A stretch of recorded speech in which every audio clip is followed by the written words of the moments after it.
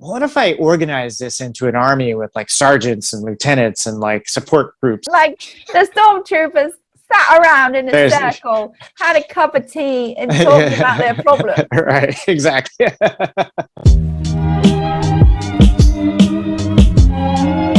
Hello, and welcome to another episode of Cosmic Chats. We have the fabulous Anthony Sword here. He is a filmmaker, animator, Star Wars figures extraordinaire, has his own YouTube channel. If you're here, you might be there. And we're going to find out today about the correlation of how to keep a marriage, lose a marriage, but no matter what's there, Stormtroopers will always be there for you. So let's get to our warm-up question before we get into it. How would you describe the taste of a banana to someone who's never had one?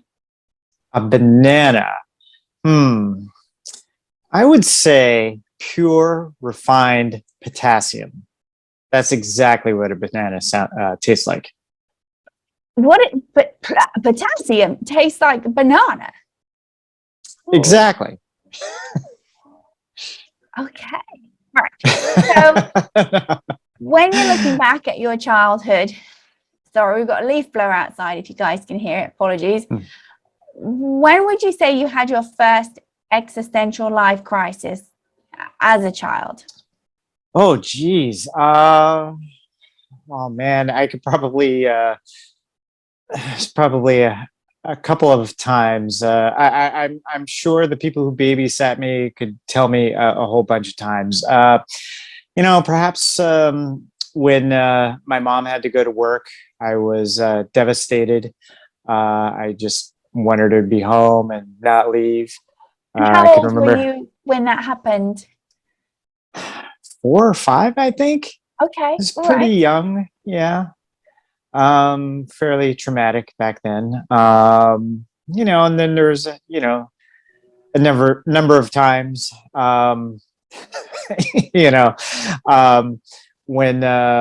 and it seems silly, but it's one of those things like part of my psyche when I was younger, remember not getting to play enough of the Donkey Kong video game that my one friend had at home. It was like, I was just freaking out about that. And it seems, in hindsight, it's silly, but at the time it was like, it was my world. So it's, when you're younger, your priorities are definitely skewed. You didn't have Donkey Kong at your place. You had to go to your friend's house.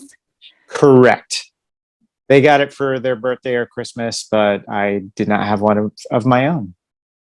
So you were obsessively over there, like you moved in. Yeah, they were up the street, or they came to visit. My dad and his dad were best friends, so we were like by default best friends. Right. So where was the crisis with this? I think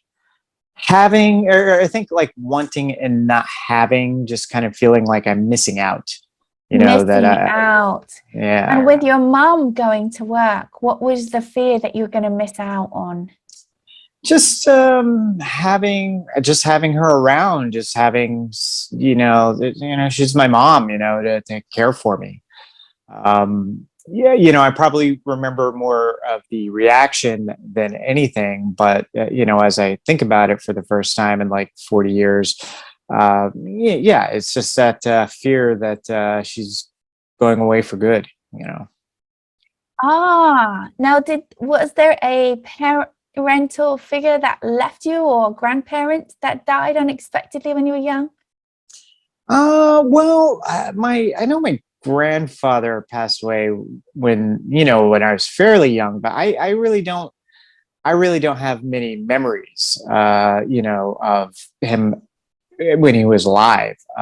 Spent a lot of time with my grandma, but I don't think there is so much abandonment issues, or I don't really recall anybody in particular who left that I was devastated for. To be honest, I'm not sure where that all came from. I think it was just it was a comfort thing. And did you think that carried for most of your life, the FOMO?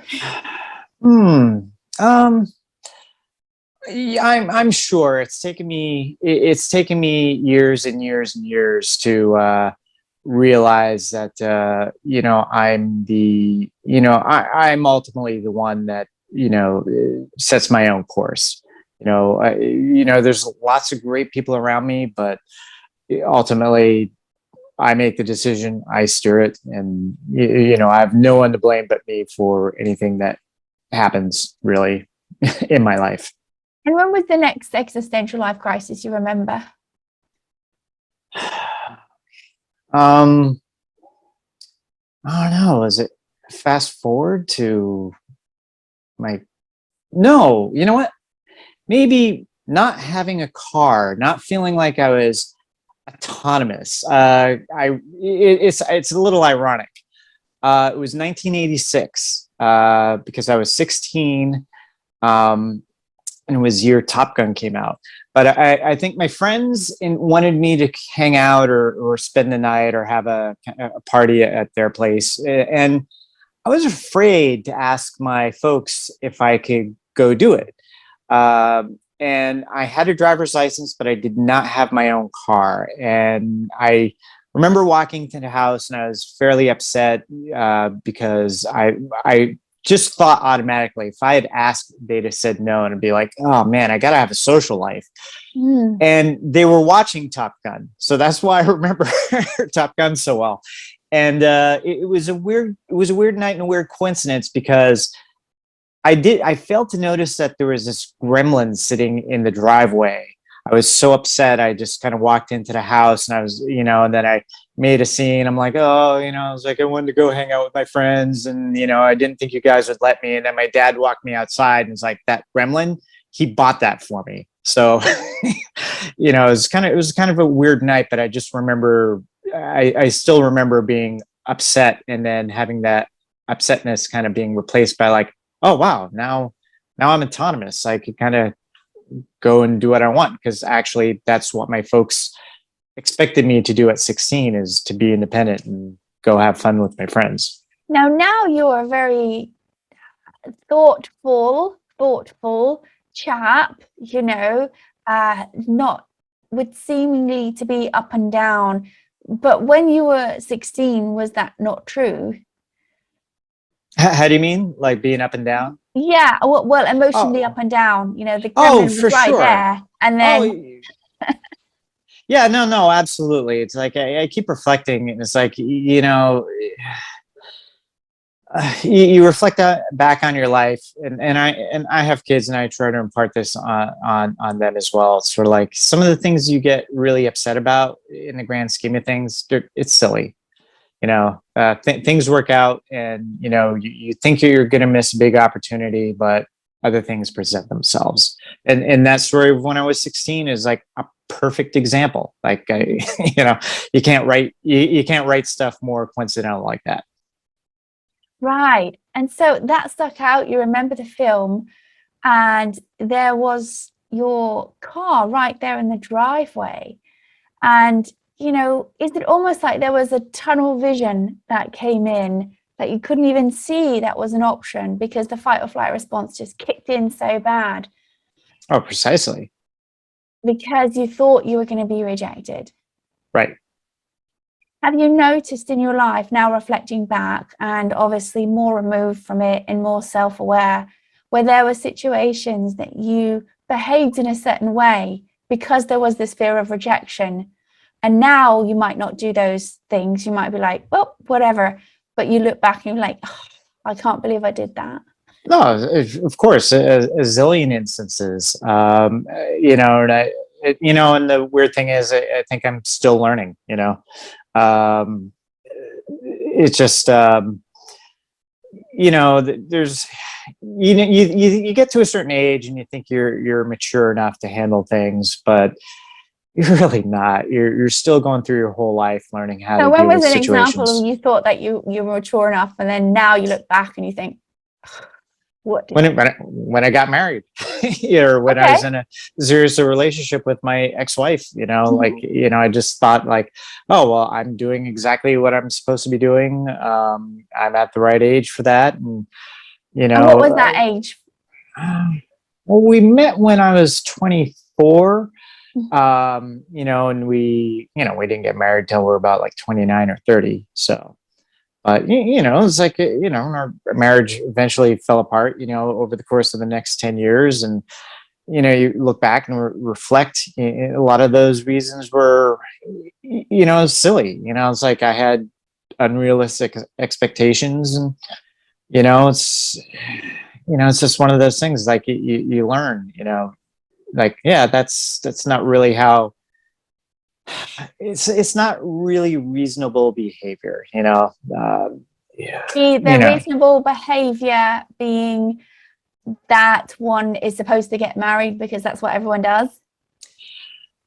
No, I think just more expectations from people, you know, just not like, just not recognizing why people do certain things. You know, you're always paranoid about, like, you know, like, oh, you know, like, are they doing this because they don't like me, or are they, you know, it's just, you kind of, So there was concern of whether authentically this was what love was supposed to be, right? yeah, yeah, like, yeah. so then are they actually behaving like that? Because you too were actually questioning, well, what is love? And then I guess this is what you do, would you say?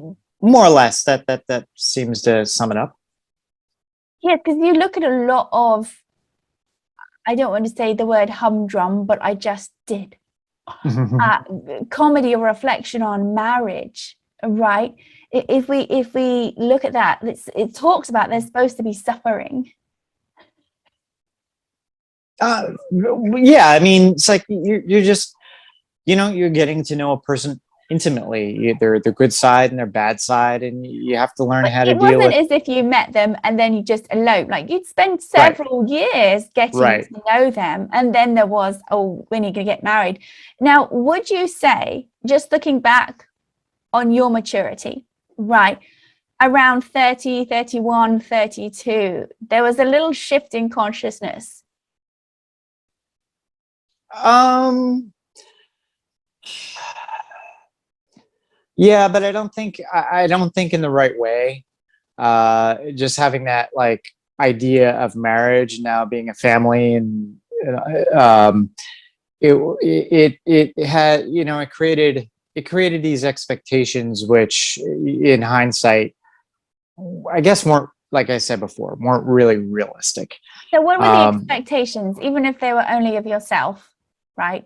We don't want to put other people in the just picture. right, no, no, for sure, but just like, well, you know, like, just I guess, you know, being kind of pushed in just terms of accepting certain things, whether they were good or bad, and just, you know, kind of I like, don't know what you mean by certain things.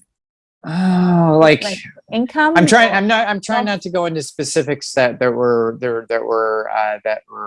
a specific negative, but, like, you know, just like when people have their moods and they kind of start getting grouchy and yelling at you and trying oh, not to okay. take things personally, and exacerbating the situation, you know, and learning that you know, it's like you have to, you know, you have to show love as well. You know, you have to, you know, you can't just expect, you know, to be doted on. You have to do your fair amount of doting and Right. take care of the other person. So that point, it would have been like a 7 or 8 years that you were together, right? Like from 24, right? Yeah, right. Yeah. Okay. So that's an extended period of time, right? And that often, when there's lack of maturity, there can be a mistake of adoration is supposed to be love. Right. And, you know, when the adoration comes down a notch, right? And oh, here we are doing this day after day, right? Do you think that was your perception of maybe what you had seen, like how your parents expressed love? You thought that would continue? Or was it more of deep down? And again, this is looking back now, not now at that time. Deep down, it probably wasn't the right match for both of you. And hence the behavior was happening because deep down you knew that it wasn't right, but you thought that's what you were supposed to do. I mean, that sounds about right. I mean, it's like, yeah, I mean, you know, right. I mean, there was a lot there to unpack. Where do you want me to go first? Like with my Wherever you parents or want.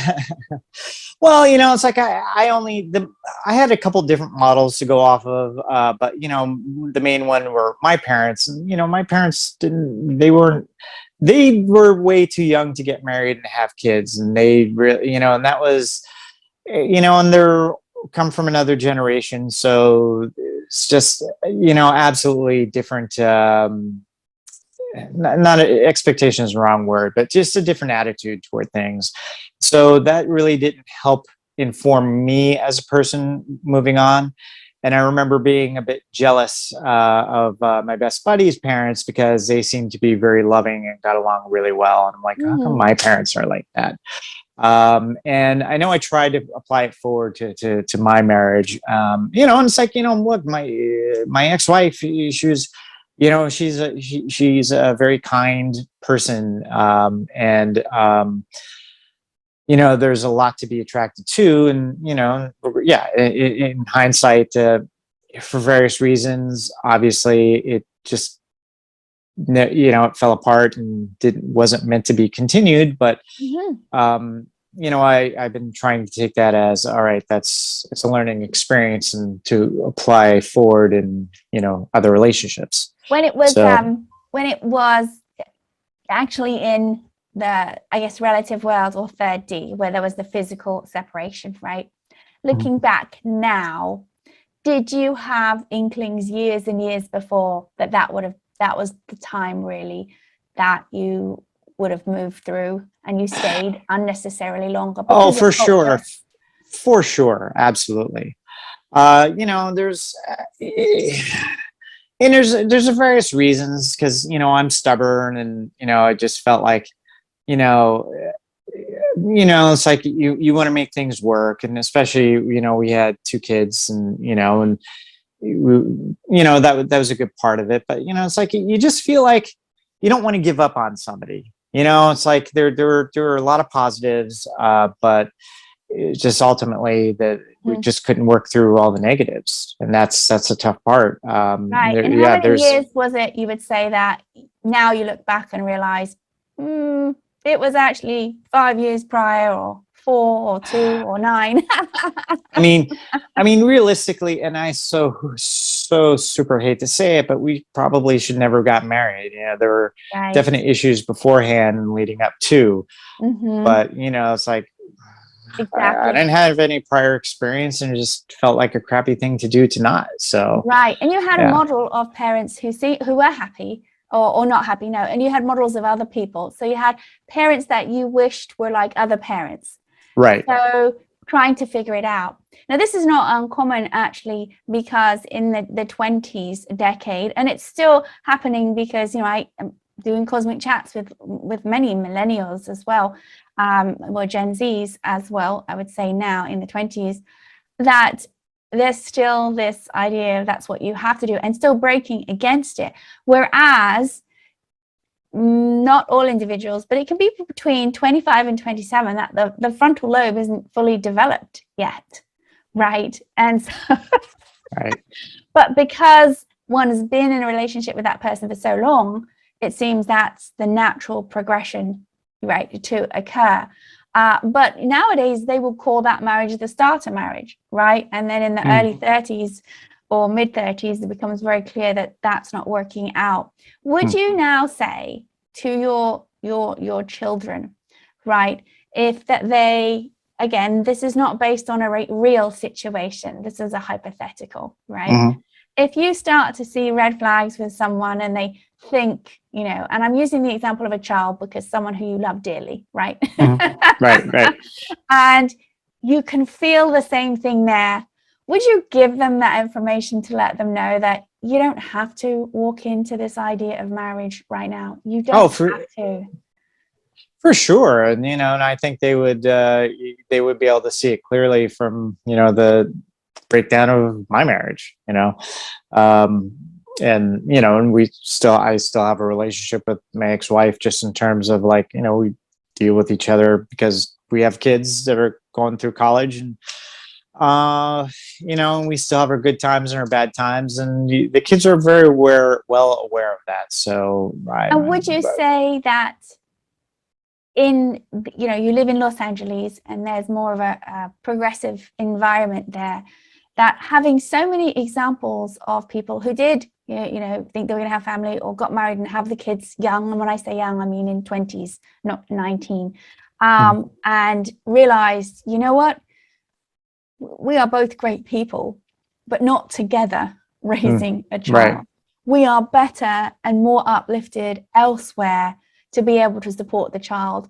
Would you say that's actually a more positive state, that the children feel more love as a result when they know that it's not, there's not the fighting going on? Oh, for sure. No, there's no question. And my other question I have for you was, were Stormtroopers a reason for your divorce? That's a very fair question. I'm sure it was one of a myriad of factors. Now, how did you start your Stormtrooper obsession? Goodness, it's I haven't refined this story. There is a reason, and it dates back 20 years at least after I first moved here. How do I say this succinctly?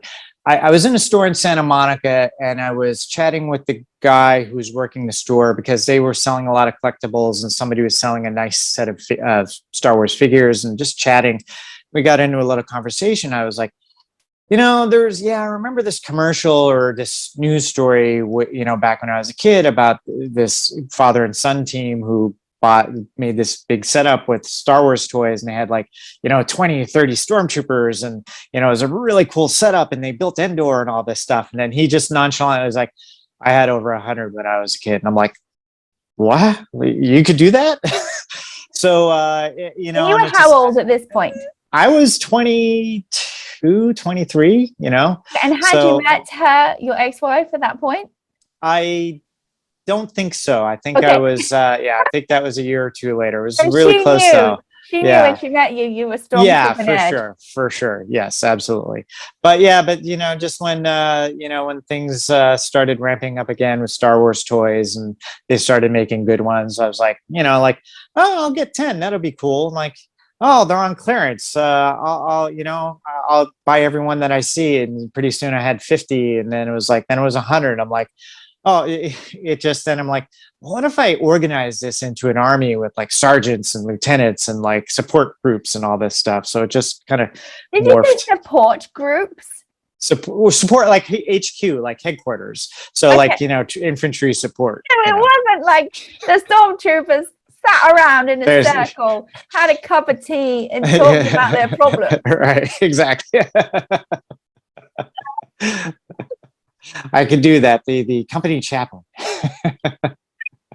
In the best sense. Okay.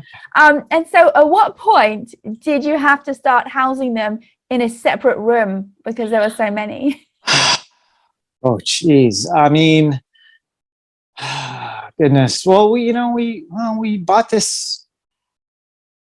We were renting a really nice house in Van Nuys, and there was 4 bedrooms. So I could just start throwing stuff in the spare bedroom that nobody was using. And, that was in the mid to late 90s. And, just every home that we had, there was just either a garage or something that, because things just kept growing. So it was like, all right, throw it in the garage.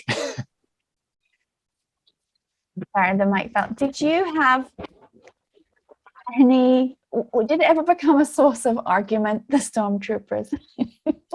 Well, yeah, I mean, it's like, I mean, once or twice my ex-wife, had mentioned something, and when I've been dating, it's like, I think it sabotaged a few dates. A few dates. Now, did it then become a refuge? I gotta get those Stormtroopers. Oh, I mean, sometimes it does. I mean, it's like, look, it's therapeutic. It's like, cleaning or whatever, or watching a good movie. It just sometimes it's like, it's just sort of like, There's sort of like an OCD part of me, so it's like just organizing things and just like everything's in its place and everybody's got their blasters and the right guys are in charge So of the you right found that people. it does help you become a bit calm. You find it therapeutic working with the stormtroopers. No, absolutely. Refuge is, it's an apt word, but it's something to do every once in a while to just get my brain off of any other ordinary day stresses. Mhm. But it is something that's turning into a little bit of fun, just making videos now, and certain videos people respond well to, and it's Um, actually gotten me a couple jobs. so how do you cope with the now current stresses that you're dealing with? I mean, look, managing my collection is a big one, but but just taking some time and just getting rest, Getting you know. rest. Yes, Yeah. absolutely. People are forgetting, that sleep seems to sort of definitely get pushed to the side, doesn't it, Hmm. in modern society? But the brain actually needs sleep to have higher cognitive function. And if we omit that and getting deep rest, those who don't know anything about the meditation that we teach, it can give the body 2 to 5 times more deep rest in one meditation than 8 hours of sleep. What? How can that be? That's mainly because when you think you're sleeping and you're horizontal, you're not, you're processing thoughts and emotions. And if you have a practice regularly, you're able to go from that fight or flight response. We call that the sympathetic to the parasympathetic, which is the relaxation state. And then over time, it starts to imprint in the body. So one doesn't get so stressed over the small things, as it were. I'm sure if more people were meditating, it would save more marriages, or it would do the opposite. People would realize sooner that they were not uplifting one another to a higher degree, right? And that it probably was not the collaboration that they thought they were supposed to be in. If you're curious about what it is and the nonprofit, you can check out the free ebook. It's on Amazon. If you have Amazon Unlimited Prime, it is free. You just download it, and it's called Vedic Meditation Stories.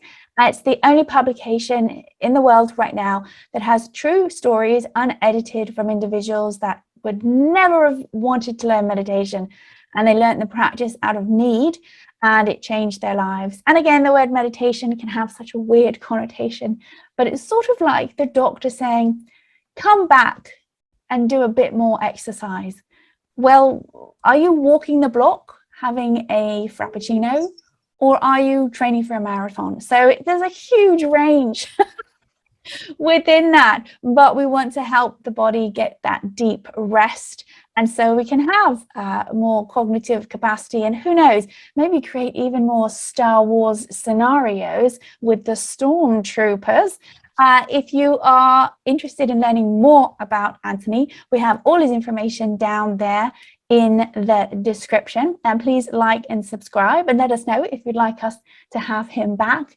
And I'd like to just end it with, what would you then give your children as words of advice, or you have already, from what you have learned through your experience as your children are college age or in those 20s, around that age where you met your first wife? What would you give them as advice? Just stay true to yourself, because you ultimately you're ultimately going to find success doing what you absolutely love. If you're working for somebody else, if you're doing things for other people, it's always going to bother you. And both of my girls are really bright, and they're driven in what they like to do, and it's like, that's, don't make the mistakes that I made and play it safe. Just do your thing, make all your mistakes, because you do not get better until you make all those mistakes, whether in your career or whatever, like your career steps, or when you're in your career and making those creative decisions and making mistakes. You don't get better until you make those mistakes. So just don't be afraid. So take a risk in love, take a risk with your career, and get to know yourself even more than you did before. Well, thank you so much for being with us, and we hope to all see you soon on the next Cosmic Chat.